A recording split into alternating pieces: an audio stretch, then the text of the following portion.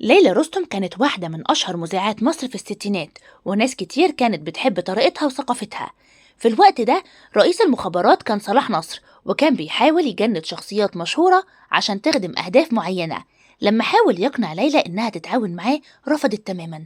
بسبب رفضها ده بدأت تحصل لها مضايقات وضغوطات عليها، لدرجة إنها قررت تهرب من الوضع ده وسافرت لبيروت، وهناك بدأت حياة مهنية جديدة. ولكن حصلت مواقف صعبة، زي لما عملت لقاء مع أحمد رمزي وقالت له جملة أثارت جدل كبير وقتها، والموضوع ده اتسبب لها في مشاكل كتير، منها إنها اتطلقت والبرنامج اتوقف. وكان الموقف عبارة إنها بتتكلم عن زرار القميص إنه دايما مفتوح، فهو قال لها إنه ده ستايلي وكمان لابس خرزة زرقاء، وهي هنا أعجبت بيه وقالت له يختي عليه.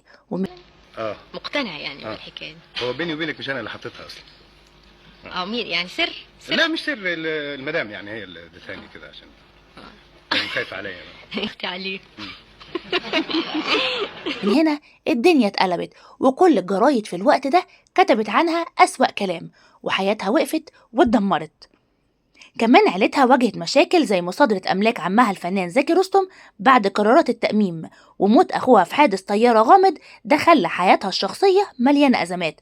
القصة دي بتبين قد إيه الشخصيات العامة كانت بتواجه ضغوطات في الزمن ده، خصوصا لو قالوا لأ للسلطة.